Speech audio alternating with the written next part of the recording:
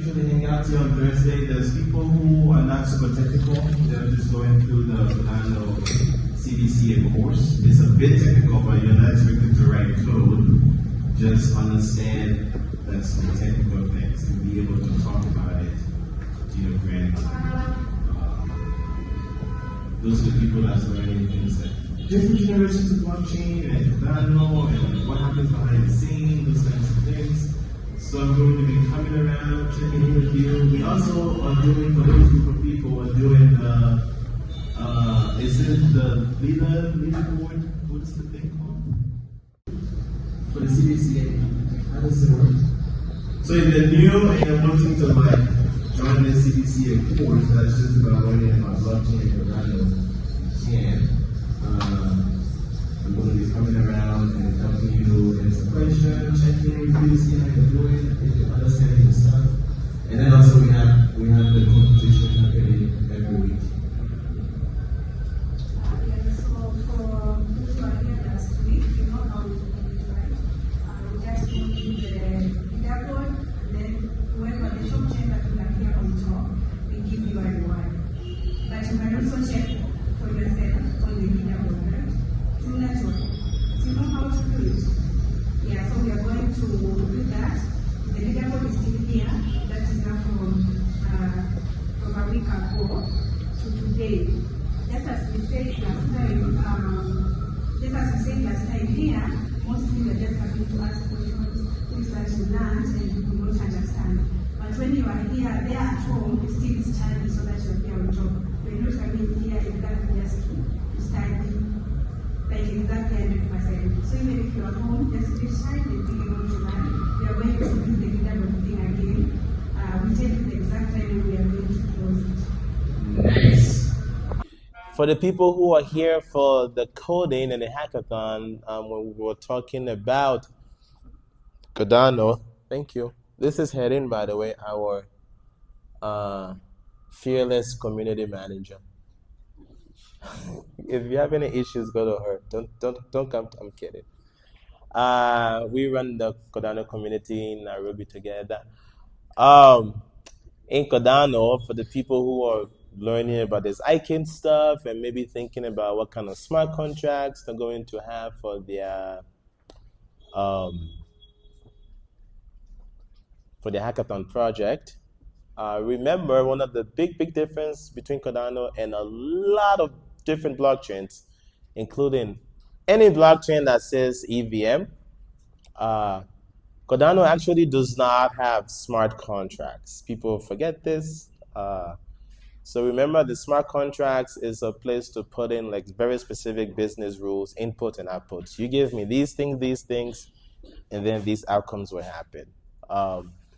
Instead, what Cardano has is just something called a validator script. So when you're thinking about writing that smart contract, And then people call it smart contract. I'm just saying that just to sort of get people out of the head that you have to put everything in ACANN. You don't. ACANN part just be focused on what do I need to validate about this transaction. Because in Cardano, and this is how Cardano sort of improved a bit, when everything is a transaction. Everything starts from a transaction. There's nothing else exists. You cannot do any computation at all on the blockchain without creating a transaction. So when you create that transaction, the validators that run the network are just validating, is this transaction valid or invalid?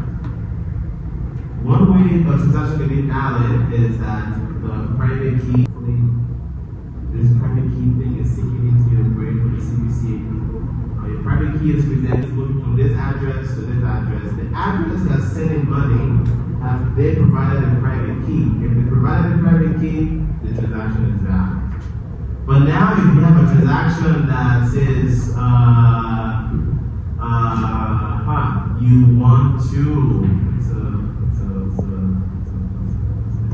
you want to, I don't know, buy NFT or that works. Or or maybe a transaction helps people, say, record land records on chain, right? So you have to build a transaction, you have to add metadata to that transaction that represents something in the real world, and then maybe depending on what city the person is recording the record from, you send different things to the address. Maybe you send one thing that's global for everybody, and then a second thing that's global for the city. You put all that in the transaction. So all of this is kind of the smart contract. So you can just use JavaScript, start your transaction, put your metadata, put the city, put the thing you're sending. See, that's all in JavaScript. That's not in your smart contract. Put all of that in, sign the transaction. Maybe you have to sign, the company have to sign, maybe the city have to sign. So your dApp is all this off-chain normal code.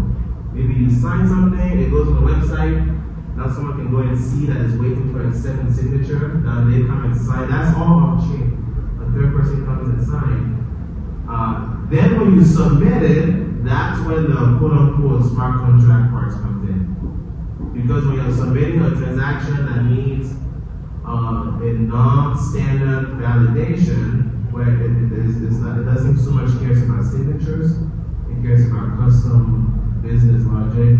You will submit your transaction, and then you will submit,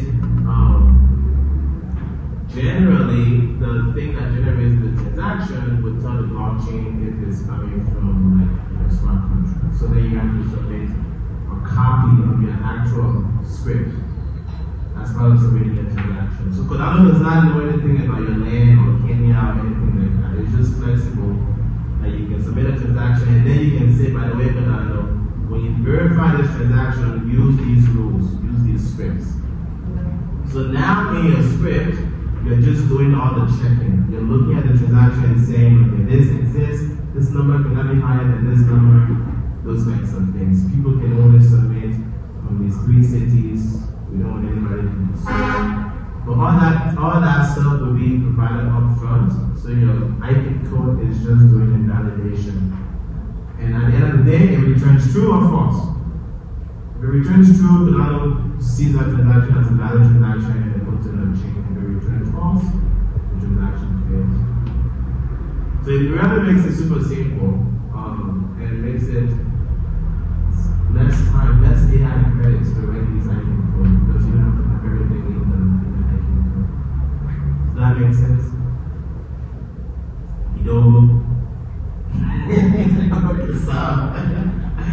Any other questions?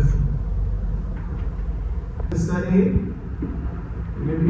Any question? Now, how do you convert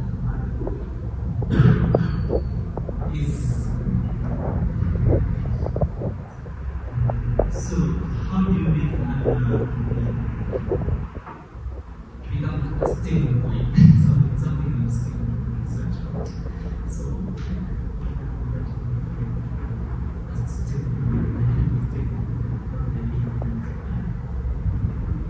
something I'm doing research, so I'm confused. You want to turn AI into a stable coin? Or you want to exchange AI for a stable coin? yeah. So, like, is there a way you can do it analytically? Like, you develop, is there a way you can do it? Yes. Such a way that That's why I was there more. Yeah, in front of you. That's what is working on right now. Converting ADA to a stable. There's ways to do it. So you can use APIs. That's another thing when you're building your apps.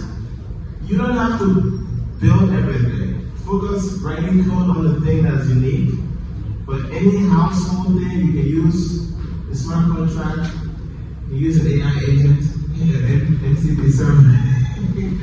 But there are APIs that you can sign up for, and those kinds of things, and they will give you addresses and those kinds of things that will let you do conversion. So yeah, over the API.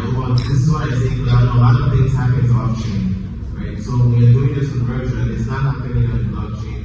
You're going to be talking to some API, sending them some money, which means your code has your keys that you can then build a transaction to they send money, they sign a transaction, and then they send money to whatever wallet or person wallet. And that all happens in the background. Another way to do it too, sometimes there are other smart contracts that are meant to be used in such a way. Now it's meant to be a smart contract that someone else has written that has money in it. And if you give it this amount, it will give you that amount, right? So you can build a transaction against that smart contract that says, I'm going to send you this money, and I expect you to send me this other token. In this case, stablecoin. And you just submit. In those cases, you tend to have a copy of those anyways, of those smart contracts. But when those smart contracts exist, it's usually like a GitHub repo that has a validation script that you can use to submit your transaction. Okay. So those are the two ways. Either you use an API or you use an existing smart contract. What about you mentioned an agent? Oh, what? An agent will come with an agent. An agent can do that. Or the agent access it. No, you access it. Yes, agents can do that. I mean, yeah, you need to give it your wallet access. So if you trust it with your wallet access, sure. Okay. I think we should. What time is it? I think we should get to coding, yeah. And learning our CBCA stuff. So when you come around, see where you are. Ask questions. These questions are not. They're not meant to like challenge you or anything.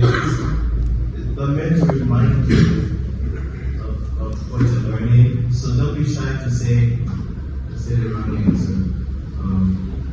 Just see what you think. This is very different if you're coming to Ethereum where you put everything, the whole program in Solidity in the contract, and then you submit it, and then the blockchain runs the entire program. It's not like that. This flexibility makes it so that the thing you submit to the blockchain is not as heavy, it's light, so the transactions are cheaper for your users. And then also, you don't have to write strict blockchain code for your entire application idea. This means you can write half of your quote-unquote smart contract in a language you already know, Python, JavaScript, TypeScript, and even PHP.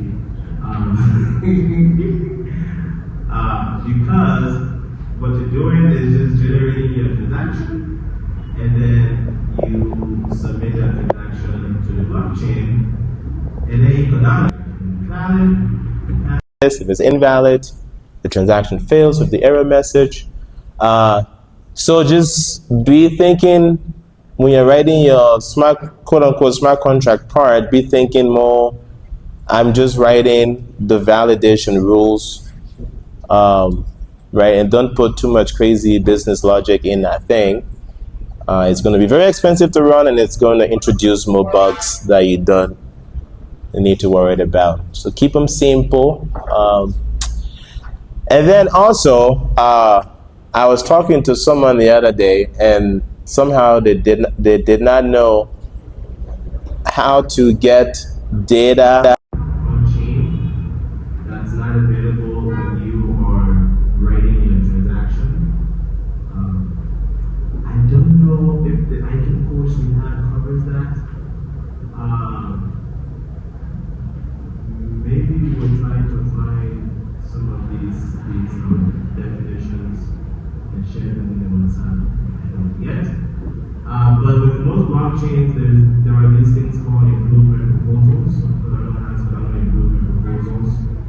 You can just go to cip.cardano.org, and they are supposed to be technical specification. So anything you're doing probably has some kind of technical specification.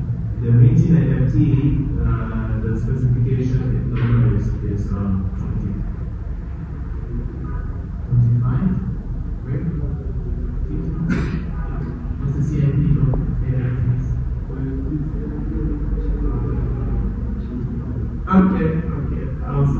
I'm pretty sure I'm not making that up. So you want to look that up so you can then see how to structure your NFT transaction that matches that specification. Otherwise, you might find that you create an NFT and it's not showing properly in the wallet because you've not followed that specification. Similarly, going back to what I was just saying, if you're writing smart contract that needs data that's not available in the transaction, there's a CIP,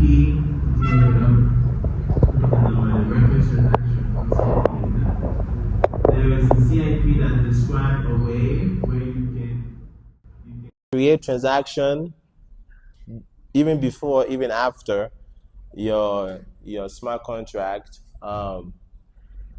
Its purpose is just to put data on the blockchain so then you can be able to read, you can be able to reference those transactions and then have that data available in your smart contract. So 2 tips for you hackathon people. I will open up the mic to questions. Any questions at all? Because what happens after this, we're just going to turn off the mic and just work. I will come around, check on people.